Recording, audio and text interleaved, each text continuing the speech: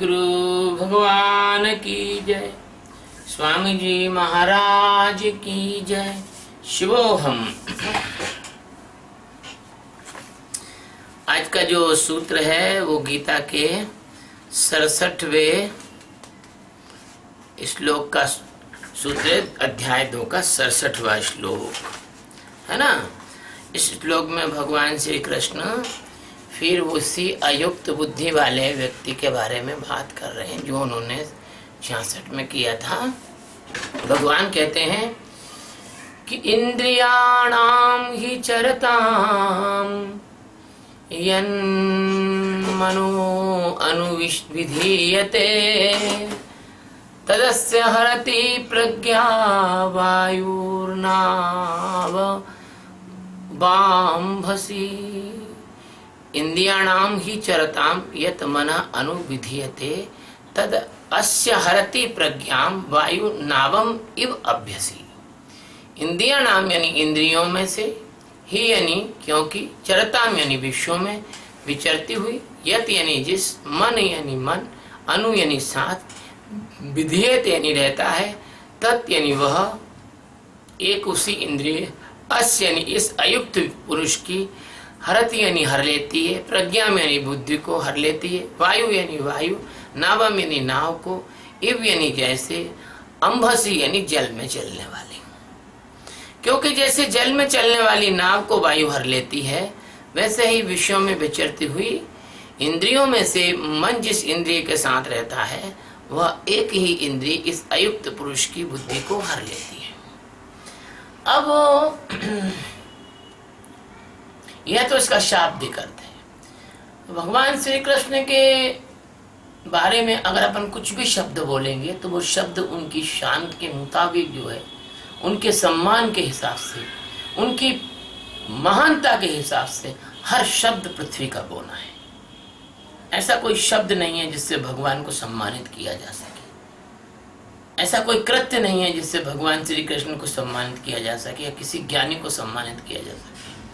फिर भी भगवान सच्चिदानंद सद्गुरु से परमात्मा, अनंत कोटि ब्रह्मांड नायक, सम्राटों के भी सम्राट श्री कृष्ण भगवान अर्जुन के माध्यम से आप सब लोगों के कल्याण के लिए, सारे जगत की जिज्ञासुओं को मार्गदर्शन करने के लिए ये गीता का उन्होंने उपदेश दिया है ना।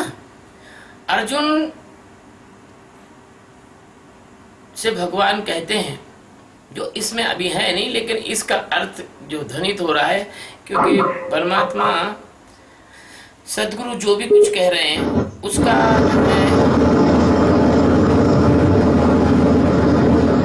माइक बंद, उसका परमात्मा सद्गुरु जो भी कह रहे हैं उसका अंदर से कुछ प्रवाह आता है और भगवान की कृपा से अर्जुन से करें। अर्जुन, बुद्धि 3 तरह की होती है। एक तो सद्बुद्धि होती है, एक दुर्बुद्धि होती है, और एक बुद्धि जब परमात्मा में ठहर जाती है तो प्रज्ञा होती है। 3 तरह की बुद्धि होती है ना। यहाँ भगवान जिस बुद्धि की चर्चा कर रहे हैं वह आपकी चेतना के बहाव का नियंत्रण करती है, उस बुद्धि की चर्चा कर रहे हैं। पुराने जमाने में आपने देखे होंगे कि पाल की नाव चला करती थी। नाव में पर्दे लगे रहते थे और पर्दों पर हवा जोर मारती थी और नाव आगे बढ़ती थी। पहले हवा के रुख के हिसाब से लोग यात्रा किया करते थे, समुद्र में भी और बड़ी बड़ी ब्रह्मपुत्र जैसी बड़ी नदियों में भी। लेकिन यह उदाहरण यही उदाहरण आपके जीवन का भी बहुत अच्छा उदाहरण है जो भगवान श्री कृष्ण ने इस श्लोक में लिया है ना। सद्गुरु इसी नाव के उदाहरण से हमें समझा रहे हैं कि जैसे हवा का प्रवाह नाव को अपनी दिशा में ले जाता है और नाव मजबूर है, कुछ नहीं कर सकती, वो जिधर हवा बहेगी उधर ही उसको जाना पड़ेगा। ऐसे ही अपने अंदर जो विषय में विचरण करती हुई जो इंद्रियां हैं वो मन को अपने बहाव में बहा लेती हैं। आप बस में सफर कर रहे हैं, आप उदाहरण देखिए, बस में सफर कर रहे हैं, बस में साउंड सिस्टम लगा हुआ है, उसमें कोई गीत बज रहा है, झिलमिल सितारों का सावन होगा या कोई भी गीत बज रहा है, उसमें गाता रहे मेरा दिल, तू ही मेरी मंजिल, कोई भी गीत बज रहा है या कोई रॉक संगीत बज रहा है, कुछ भी बज रहा है, आप देखेंगे जो बस में बैठा हुआ आदमी है उसके हाथ पैर हिलने लग जाते हैं, वो ऐसे ऐसे गर्दन हिलाने लग जाता है, उस गीत को गाने लग जाता है। ये जो है वास्तव में देखा जाए तो उस श्रवण इंद्रिय के विषय ने मन को हर लिया है। श्रवण इंद्रिय के विषय ने मन को हर लिया है ना। ऐसे ही कई इंद्रियां हैं। और एक बात बताए, दूसरा पक्ष, यदि कोई गीत बज रहा है, आपको वो गीत पसंद नहीं है, आपको एक चिढ़ छूटती है, अरे ये गीत बंद कराओ, शोर बचा रहा है, यदि साउंड सिस्टम सही नहीं है, कुछ नहीं है, तो दोनों तरह से मन ने आपको हर लिया है। मन राग से भी हर लिया और मन ने द्वेष से भी हर लिया। तो एक इंद्रिय की बात हो गई है ना। और दूसरी इंद्रिय कैसी? आपकी आंख है, आपकी आंखों में तरह तरह के दृश्य आते जाते हैं और उससे आपके मन को हरते हैं। आपकी नासिका है, उसमें तरह तरह के गंध, सुगंध, दुर्गंध सब आती है, वो मन को हरती है। आपकी त्वचा है, वो किसको छूती है, किसको नहीं छूना चाहती, किससे हाथ मिलाना चाहती है, किसी से हाथ मिलाना ही नहीं चाहती है ना। इसी तरह से आपकी जिह्वा है, वो कई प्रकार के रस पदार्थों को खाती है उसके। तो क्या होगा कि आप एक एक इंद्रिय में, एक एक इंद्रिय के विषय में आप बहते चले जाते हैं, बहते चले जाते हैं। कबीर साहब कहते हैं कि मेरी सतगुरु ने पकड़ी बांध, नहीं तो मैं बह जाती। अगर सतगुरु आपको नहीं संभालते तो आप बहते ही हैं, निश्चित रूप से बहते हैं आप। जिसका गुरु नहीं होता उसका काम कोई शुरू नहीं होता, जिसका गुरु नहीं होता उसकी परमात्मा की यात्रा शुरू नहीं होती, है ना। तो जिसके ऐसे बैठे बैठे, ऐसे आप शांति से बैठे हैं और आप जो हैं, आपकी जो इंद्रियां हैं वो इधर उधर बह रही हैं, उसके साथ आपका मन बह रहा है ना। तो ऐसे जब आदमी इन इंद्रियों के बहाव में बहता रहता है, जब इन इंद्रियों के बहाव में आदमी बहता रहता है, तो उसकी जो भूखी इंद्रियां हैं वो भेड़िए की तरह विषय वासनाओं की तरफ तकती रहती हैं। विषय वासनाओं का, जैसे कोई भूखा भेड़िया हो, ऐसी उसकी इंद्रियां होती हैं, है ना। उसके कान गीत सुनना, संगीत सुनना चाहते हैं, कामुक चर्चाएं सुनना चाहते हैं, स्त्रियों से वार्तालाप करना चाहते हैं, वो नाचना चाहते हैं, वो डिस्को में जाना चाहते हैं, वो गरबे में जाना चाहते हैं, वो अन्य अन्य जो है शादी ब्याह में वो नाचना चाहते हैं। उसके जो है, उसके कान जो है वो संगीत चाहते हैं, मधुर मधुर आवाज़ें सुनना चाहते हैं, मधुर मधुर लोगों के साथ वासनात्मक बर्ताव करना चाहते हैं। उसकी नासिका जो है, वो नासिका का जो छेद है, तो छेद, ये नासिका के छेद तरह तरह की गंध सूंघना चाहते हैं। तुमने देखा होगा बहुत से लोग जो है सेंट और परफ्यूम की खुशबू अपने शरीर पे, कपड़ों पे लगा के चलते हैं, डिओ लगा के चलते हैं। और बहुत से लोग ऐसे भी होते हैं जो कि तंबाकू की वो सूंघते हैं, तंबाकू सूंघते हैं, नासिका तंबाकू से बनी हुई। बताइए कितनी बुरी गंध है, फिर भी वो सूंघते हैं। तो कुछ लोगों की आदत ऐसी होती है, जो फूल सूंघते हैं, खुशबू सूंघते हैं, और कुछ लोग ऐसी दुर्गंध भी सूंघने के आदी होते हैं। मेरे को एक लड़का मिला, बोले मेरे को तो गुरुजी पेट्रोल की गंध बहुत अच्छी लगती है। लो बताओ। एक लड़की थी, बोले मुझे तो मिट्टी के तेल की गंध बहुत अच्छी लगती है। बताइए, आदमी की भी तल भी देखो कैसा है, इंद्रियों का तल भी ऐसा है। ऐसे जो है तरह तरह के गंधों का रस लेना चाहती है।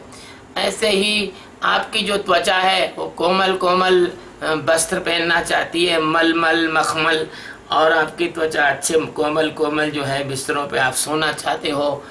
और यह आपकी त्वचा आपके अंदर कामांधता उत्पन्न करती है।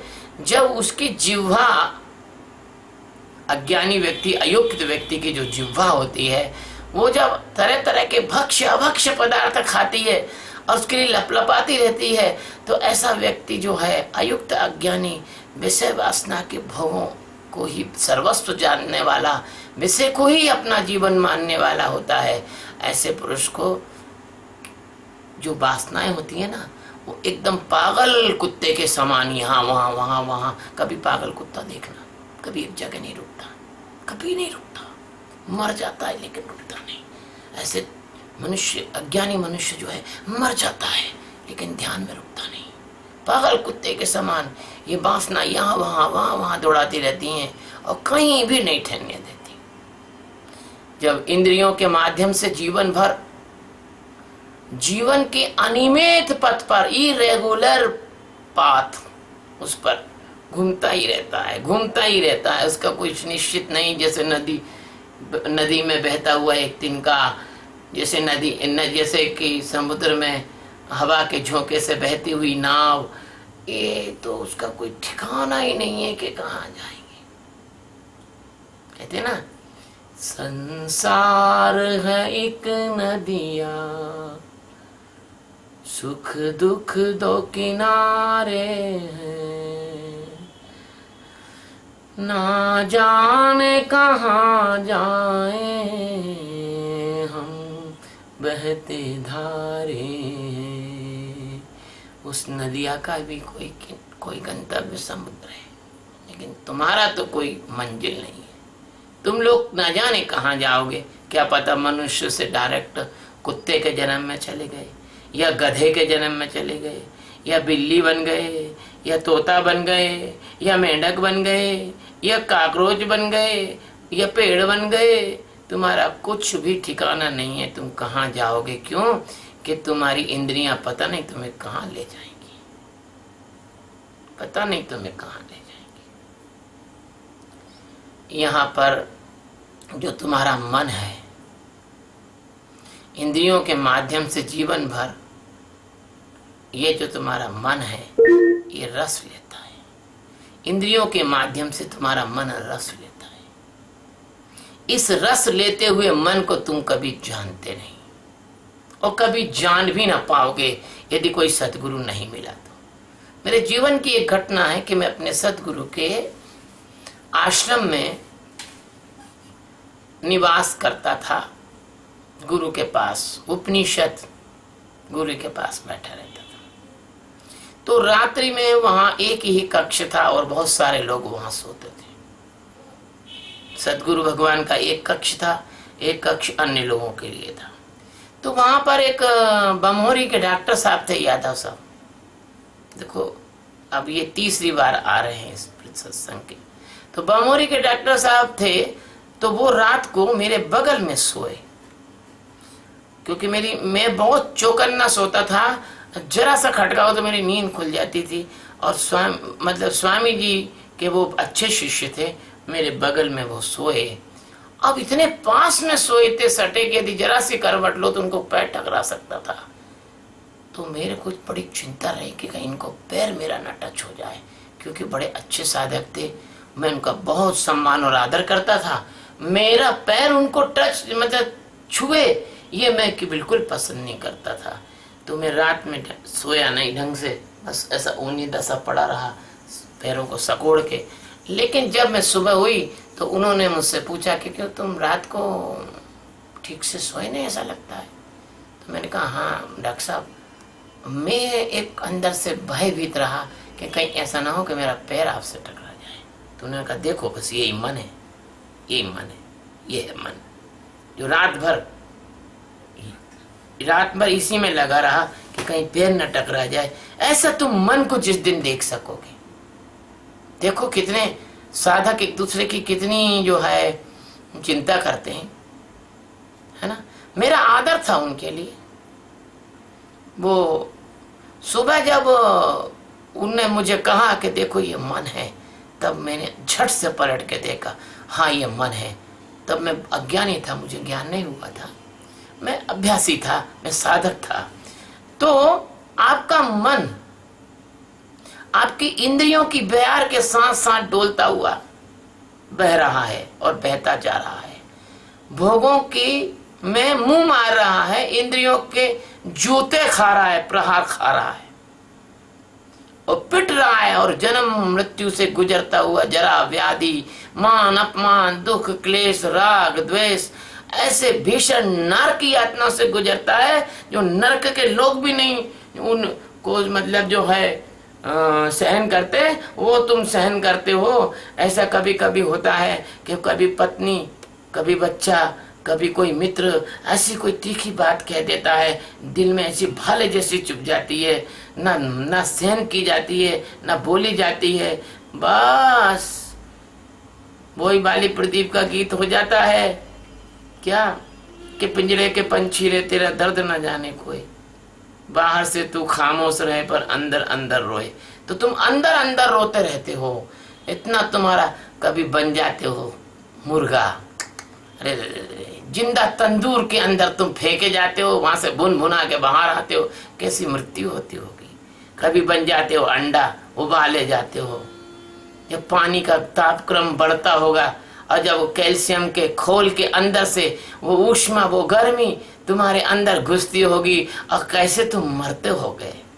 तुम्हें ये दुख और दर्दों की, तुम्हें ये दुख और दर्द सहन करना मंजूर है, लेकिन तुम्हें किसी ज्ञानी के चरणों में बैठना मंजूर नहीं है। तुम इतने अहंकारी हो कि कोई सदगुरु, कोई ज्ञानी तुमसे एक रूखा शब्द बोल देता है तो वहां से पूंछ उठा के भग जाते हो, लेकिन संसार के सैकड़ों जूते खाते हो। तुम्हें मुर्गा बन के तंदूर में भुनना मंजूर है, तुम्हें अंडा बन के उबलना मंजूर है, तुम्हें मेंढक बन के सांप जिंदा खा जाए ये मंजूर है, तुम्हें बकरा बन के कटना मंजूर है, लेकिन तुम्हें सदगुरु के साथ रहना मंजूर नहीं है।